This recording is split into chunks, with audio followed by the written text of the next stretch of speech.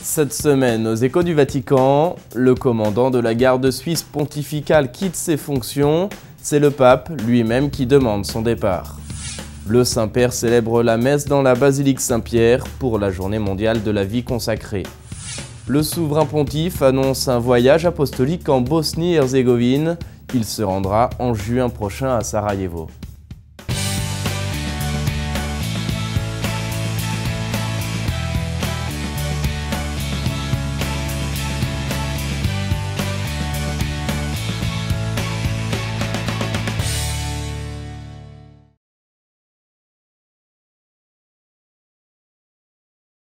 Bonsoir mesdames, messieurs, bienvenue aux Échos du Vatican.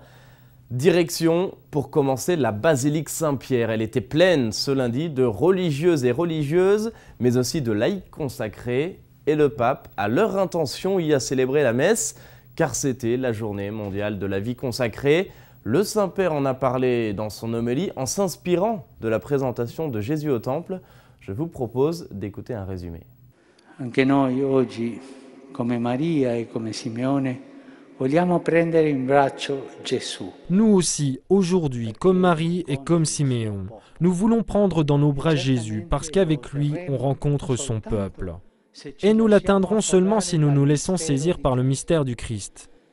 Guidiamo il popolo a Gesù. Nous guidons le peuple à Jésus comme nous nous laissons guider par lui, a conclu le pape. Voilà ce que nous devons être, des guides accompagnés par Jésus. Guide, guidate. Le pape François s'est ainsi adressé aux 7000 consacrés qui ont participé à la célébration dans la basilique Saint-Pierre à l'occasion de la fête de la présentation du Seigneur et de la 19e journée de la vie consacrée.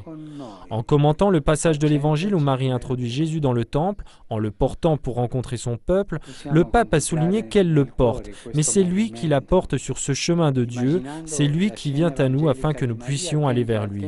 Jésus a emprunté le même chemin que nous pour nous indiquer le chemin nouveau et vivant qu'il est lui-même. Et pour nous, consacrés, il s'agit de l'unique chemin que concrètement et sans alternative, nous devons parcourir avec joie et espérance. Une voie qui passe par l'obéissance, a ajouté le pape François, en s'abaissant et en faisant la propre volonté du Père. Pour un religieux, progresser signifie s'abaisser dans le service, s'abaisser pour devenir un serviteur, pour servir. Dans l'obéissance, a conclu le souverain pontife, mûrit la sagesse personnelle et communautaire, et ainsi il devient également possible d'adapter les règles au temps. Le vrai aggiornamento, en fait, c'est l'œuvre de la sagesse forgée dans la docilité et l'obéissance.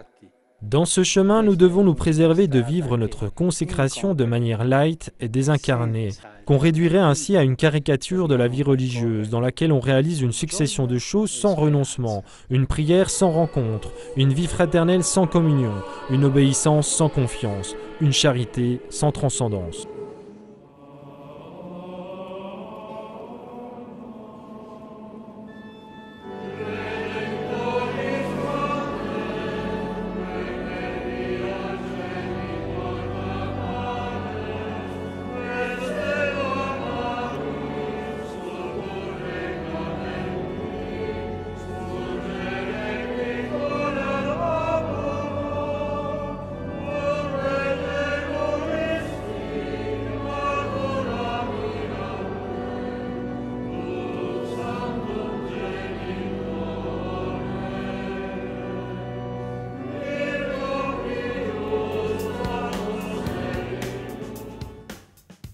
Et à l'extérieur de la basilique, place Saint-Pierre, le pape récitait dimanche la prière de l'Angélus.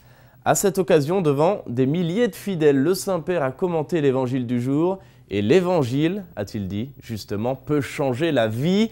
Il change le cœur et les personnes. On écoute un résumé de son allocution. L'évangile change le cœur, change la vie, transforme les penchants au mal en propositions de bien. Voilà ce qu'a rappelé le pape avant de réciter la prière de l'Angélus. En commentant l'évangile de ce dimanche, qui présente Jésus et sa petite communauté de disciples à Capharnaüm, le pape a rappelé que le devoir des chrétiens est de devenir des missionnaires et des prédicateurs de la parole de Dieu en se nourrissant chaque jour de l'évangile. Trop souvent, les mots prononcés sont vides, ne correspondent pas à la vérité. Mais la parole de Dieu, elle, a le pouvoir de changer le cœur des personnes. L'évangile est parole de vie, a ajouté François. Il n'opprime pas les gens. Au contraire, il les libère quand ils sont esclaves des esprits mauvais de ce monde, la vanité, l'attachement à l'argent, l'orgueil, la sensualité. À la fin de la prière mariale, le pape a annoncé que le 6 juin prochain, il se rendra à Sarajevo, capitale de la Bosnie-Herzégovine, pour encourager les fidèles catholiques et pour contribuer à la consolidation de la fraternité et de la paix. Enfin, alors que l'Italie célébrait ce dimanche la journée pour la vie, le pape a exprimé sa gratitude à ceux qui défendent la vie humaine en déclarant « Quand on s'ouvre à la vie et que l'on sert la vie, on expérimente la force révolutionnaire de l'amour et de la tendresse, inaugurant un nouvel humanisme, un humanisme de la solidarité. » Et au terme de l'Angélus, le pape a fait une annonce. Il effectuera en juin prochain, a-t-il dit, un voyage apostolique à Sarajevo, la capitale de la Bosnie-Herzégovine. Il demande d'ores et déjà de prier pour que cette visite contribue à plus de fraternité, de paix, de dialogue interreligieux et d'amitié. Le nonce apostolique en Bosnie-Herzégovine a réagi au micro de Radio Vatican. On écoute son commentaire. Siccome già questa visita si attendeva da tempo, siamo sicuri che farà. On attendait cette visite depuis longtemps.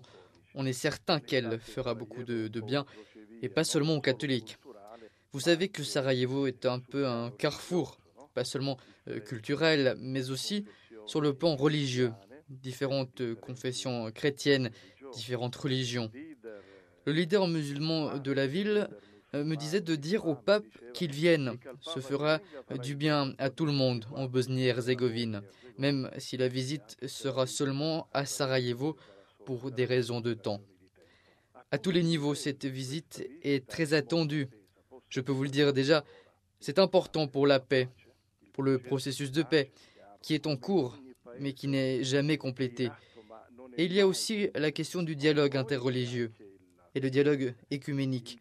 C'est donc clair que ce voyage a une signification très élevée, très élevée. È chiaro che questo viaggio a Sarajevo ha un significato, direi, molto, molto elevato, altissimo, direi. Ce week-end a aussi été marqué par le départ du commandant de la garde suisse pontificale. Daniel Rudolf Henring a quitté ses fonctions samedi dernier à la demande du pape lui-même pour des questions de renouveau, affirme le commandant. Il était à la tête de la garde suisse depuis 2008. On profite donc de cette actualité pour se pencher un peu vers la garde suisse pontificale. Elle est souvent admirée et pourtant assez peu connue. Je vous propose donc d'entendre l'ancien aumônier des gardes suisses. Il revient notamment sur le rôle de l'aumônier et les origines de l'institution. C'est un entretien que nous avions réalisé en 2013, 3 mois après l'élection du pape François.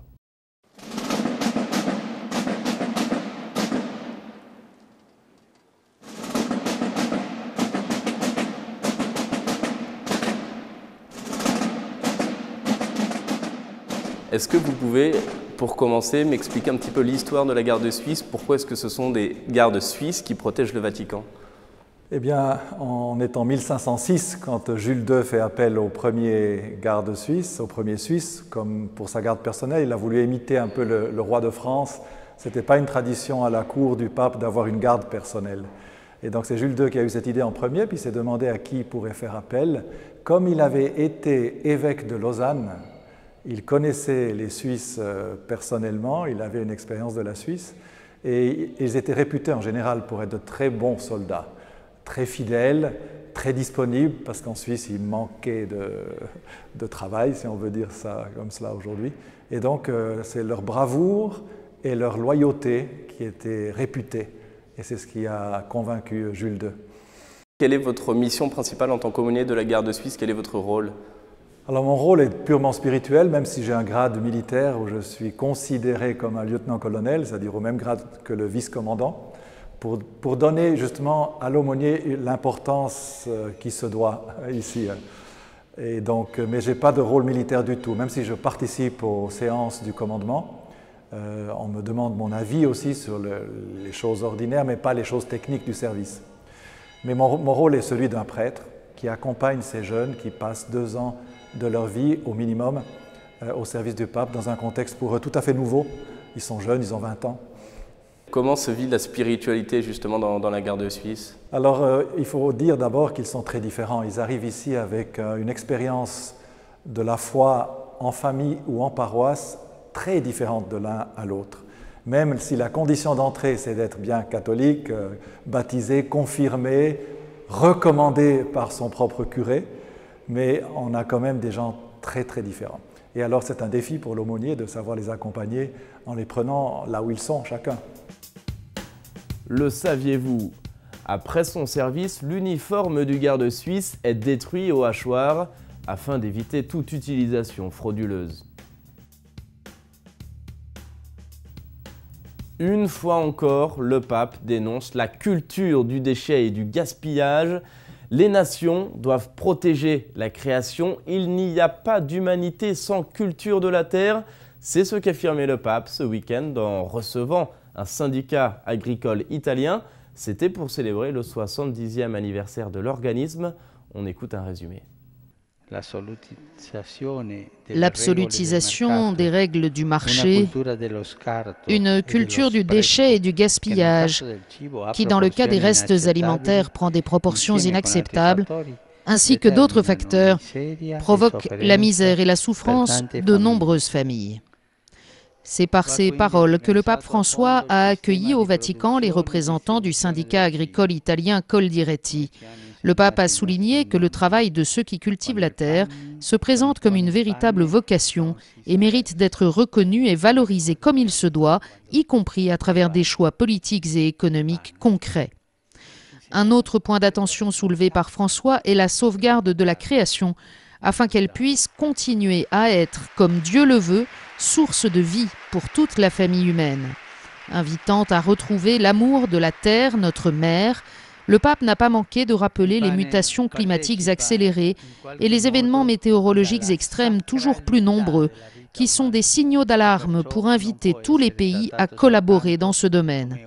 Comme nous l'ont appris nos grands-parents, a conclu François, on ne joue pas avec le pain. Le pain participe d'une certaine façon à la sainteté de la vie humaine et ne peut être traité comme une simple marchandise. Ces derniers jours également, le pape a reçu la commission mixte pour le dialogue entre catholiques et orthodoxes. Elle a été constituée en 2003 et le pape, lors de cette visite, a notamment salué son bilan positif. On écoute un résumé de cette rencontre. Tous les chrétiens sont appelés à travailler ensemble avec une acceptation et une confiance mutuelle pour servir les causes de la paix et de la justice. C'est par ces mots que le pape François s'est adressé aux membres de la commission mixte internationale pour le dialogue théologique entre l'Église catholique et les églises orthodoxes orientales. Au cours de l'audience, le pape a exprimé sa douleur et sa préoccupation concernant la situation dramatique au Moyen-Orient, en particulier en Irak et en Syrie. Une nouvelle fois, il a souhaité une solution négociée de cette immense tragédie pour les nombreux chrétiens et les nombreuses autres minorités qui fuient du conflit. Le pape a profité de cette audience pour exprimer sa satisfaction sur le travail accompli par la Commission, créée en 2003, et pour prier pour que la recherche théologique commune puisse aider les catholiques et les orthodoxes à vivre une amitié fraternelle de plus en plus profonde. La famille, on en parle à présent. C'est sur ce thème que le pape a poursuivi mercredi son cycle de catéchèse lors de l'audience générale. Après avoir rappelé il y a quelques semaines l'importance du rôle de la mère, le pape s'arrête cette fois-ci sur la figure du père dont il dénonce l'absence dans les sociétés occidentales. On écoute un résumé de sa catéchèse.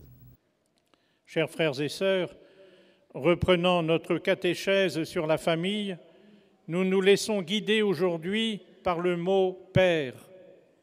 Ce mot nous est cher parce que c'est ce nom que Jésus nous a enseigné pour appeler Dieu. C'est un mot connu de tous. Il indique une relation fondamentale. Aujourd'hui, on en arrive à affirmer que nous sommes dans une société sans père. Mais l'absence de la figure paternelle dans la vie des enfants et des jeunes produit des lacunes et des blessures qui peuvent être très graves. Beaucoup de jeunes vivent comme des orphelins parce que le père est souvent absent ou ne remplit pas sa tâche éducative, ne donne pas à ses enfants les principes, les valeurs, les règles de vie dont ils ont besoin comme du pain. La communauté civile aussi néglige parfois sa responsabilité envers les jeunes. Ainsi, ceux-ci demeurent orphelins de maîtres à qui se confier, d'idéaux qui réchauffent le cœur, de valeurs et d'espérances qui les soutiennent. Il est bon de se rappeler que Jésus est le chemin à parcourir, le maître à écouter, l'espérance qu'il peut y avoir un avenir de fraternité et de paix pour tous. Bonjour, il est parfois des petits changements de rite qui sont chargés de sens. C'est le cas de cette annonce faite relativement discrètement ces derniers jours au Vatican. Le pape, désormais, ne remettra plus directement aux archevêques métropolitains le pallium. Ils recevront ce pallium directement dans leur diocèse. Alors qu'est-ce que le pallium? Le pallium, c'est une petite écharpe de laine qui symbolise l'attachement particulier des archevêques territoriaux avec le pontife et que vous voyez d'ordinaire autour du cou de ces archevêques lorsqu'ils célèbrent la messe. Les premières traces du pallium remontent au IVe siècle, lorsque le pape Marc le remit à l'évêque d'Ostie. À partir du VIe siècle, le pallium fut plus largement remis par le pape à des évêques importants à travers le monde. Cet insigne épiscopal symbolise le pouvoir pontifical. Il exprime l'union étroite justement entre ces archevêques métropolites et le souverain pontife. Il souligne aussi leur juridiction sur les diocèses suffragants, c'est-à-dire les diocèses qui sont attachés à la province apostolique, mais aussi la sollicitude du bon pasteur qui porte les brebis sur ses épaules. Une tradition bien ancrée voulait alors jusqu'à aujourd'hui que le pape, lors d'une messe célébrée à Rome chaque 29 juin, lors de la grande fête solennelle des saints Pierre et Paul, eh bien que le pape remette ce pallium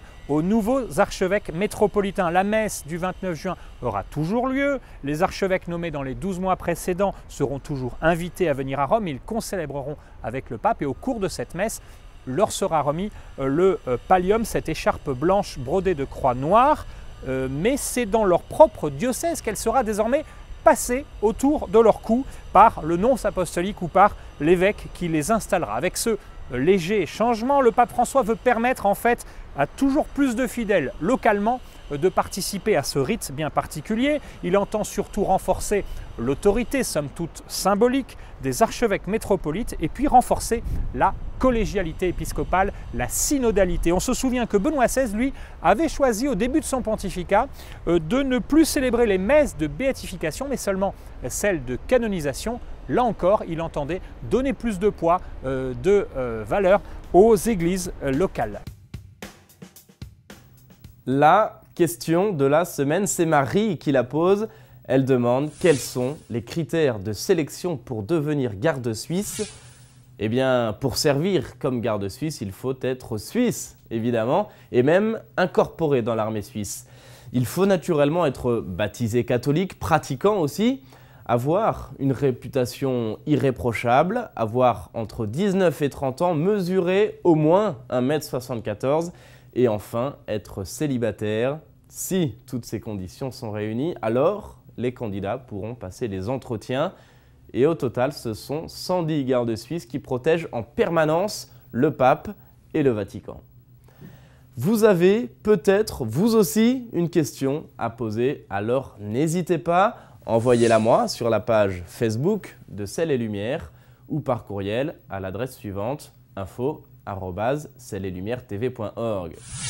Voilà, c'est ainsi que s'achève cette émission. Merci d'avoir été avec nous.